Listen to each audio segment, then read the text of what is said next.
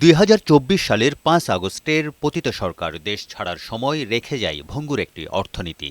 রিজার্ভে পর্যাপ্ত অর্থ না থাকা প্রায় ১৯ লাখ কোটি টাকার সরকারি ঋণ, আর্থিক প্রতিষ্ঠানগুলোর শূন্য কোষাগার, সব মিলিয়ে এই দুর্বল অর্থনীতির খুব বেশি কিছু পরিবর্তন করতে পারেনি অন্তর্বর্তী সরকার। গত ১.৫ বছরে বরং বিনিয়োগ কমে যাওয়ায় আরও গতিহীন হয়েছে অর্থনীতি। এ অবস্থায় নতুন সরকারের জন্য বড় চ্যালেঞ্জ অর্থনীতিতে গতি ফেরানো। বিশেষ করে দুর্বল আর্থিক খাত, ৮.৪৯% মূল্যস্ফীতি, ৫% নিচে থাকা প্রবৃদ্ধি, ২.৫ কোটি বেকার, নিম্ন রফতানি আর বিনিয়োগে আস্থাহীনতার বিরুদ্ধে লড়তে হবে তারেক রহমানের সরকারকে। গণতান্ত্রিক অর্থনীতি যেখানে সবাই সবার যোগ্যতা এবং মেধার ভিত্তিতে সবাই সবার মতন করে ব্যবসা বাণিজ্য সবকিছু করতে হবে। অর্থনীতি বিশেষজ্ঞরা বলছেন, রাতারাতি অর্থনীতিতে গতি ফিরবে না।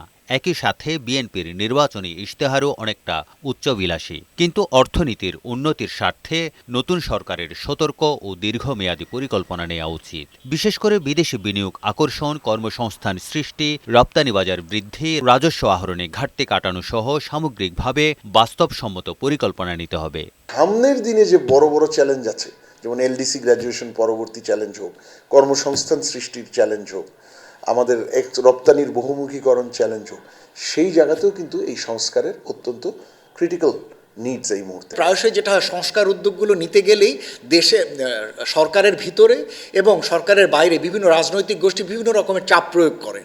এই ধরনের চাপের বিরুদ্ধে দাঁড়িয়ে সমস্যার সমাধানগুলো অনেক বেশি গুরুত্বপূর্ণ। আগামীর বাংলাদেশ নির্মাণে বিএনপির পরিকল্পনাগুলো সুন্দর হলেও পূরণ করা দুঃসাধ্য বলছেন বিশ্লেষকরা। বিশেষ করে ১৮ মাসের মধ্যে ১ কোটি কর্মসংস্থান সৃষ্টি, প্রবৃদ্ধি ১০% উন্নীত করা, ২০৪০ সালের মধ্যে $২ ট্রিলিয়ন অর্থনীতি সৃষ্টি তখনই সম্ভব হবে যখন একটি দীর্ঘমেয়াদী, বাস্তবসম্মত ও সুন্দর পরিকল্পনা থাকবে।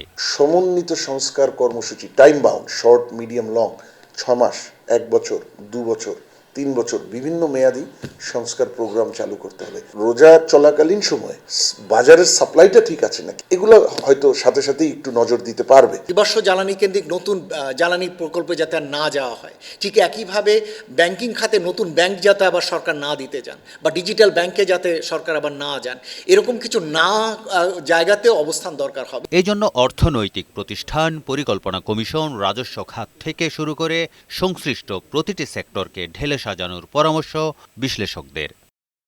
তারেক শিকদার, বৈশাখী সংবাদ, ঢাকা।